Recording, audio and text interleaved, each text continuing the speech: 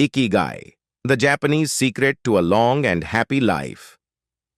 Book को Hector Garcia और Francesc Miralles ने लिखा है।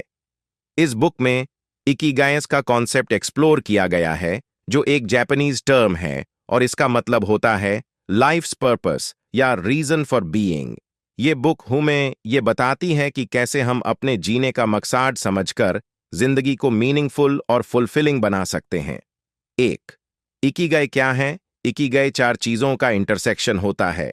जो आप प्यार करते हो, आपकी पैशंस, जो आप अच्छे हो, आपकी स्किल्स या टैलेंट्स, जो दुनिया को जरूरत है, आपका कंट्रीब्यूशन सोसाइटी में, जो आपको पैसा दे सकता है, आपका प्रोफेशन या करियर।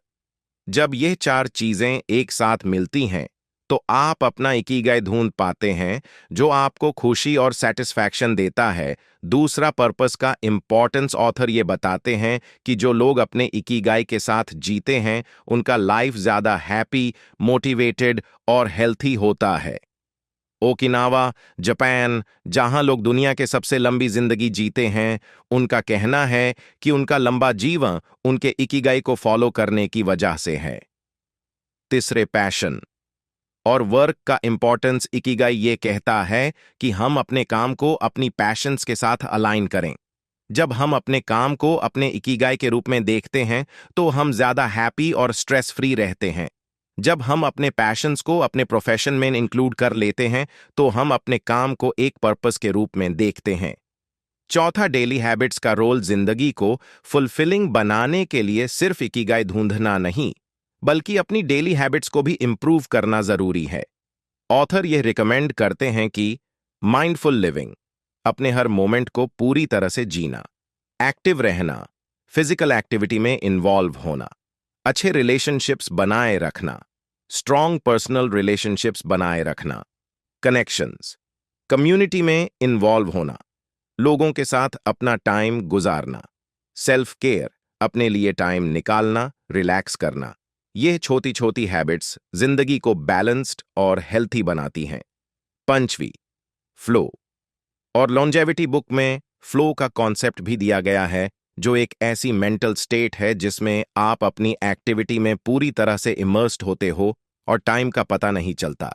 जो लोग रेगुलरली फ्लो में काम करते हैं, उनकी जिंदगी और लंबी और खुशहाल होती है। फ्लो एक्सपीरियंस भी इकिगाई का हिस्सा है, क्योंकि जब आप अपने इकिगाई के हिसाब से काम करते हो, तो आप नेचुरली फ्लो स्टेट में आ जाते हो। छत, कनेक्शन और कम्युनिटी इकिगाई में एक और इम्पॉर्टेंट चीज है। कनेक्शन और कम्युनिटी। जो लोग अपने दोस्त, फैमिली और कम्युनिटी के साथ कनेक्टेड रहते हैं, उनकी जिंदगी ज्यादा मीनिंगफुल होती है।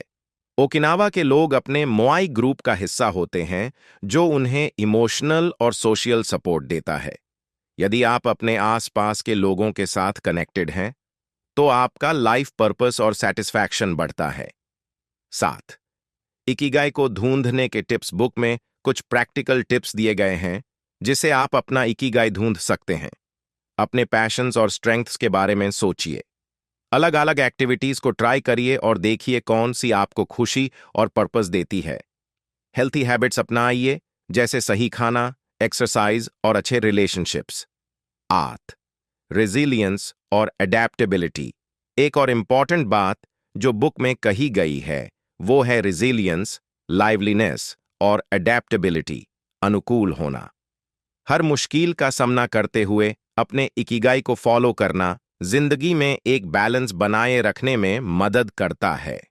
कंक्लूजन, इकिगाई बुक हमें ये सिखाती है कि एक खुशहाल और लंबी जिंदगी के लिए पैसे या सफलता की जरूरत नहीं होती, बल्कि हमारे काम, पैशंस और लाइफ पर्पस से जिंदगी को मीनिंगफुल बनाना पड़ता है। जब हम अपने इकिगाई को ढूंढते हैं और अपने डेली लाइफ में उसको इंटीग्रेट करते हैं, तो हम एक फुलफिलिंग और हैप्पी लाइफ जी सकते हैं। ये किताब एक फिलॉसफी के रूप में न सिर्फ हमें अपने जीवन का उद्देश्य समझने में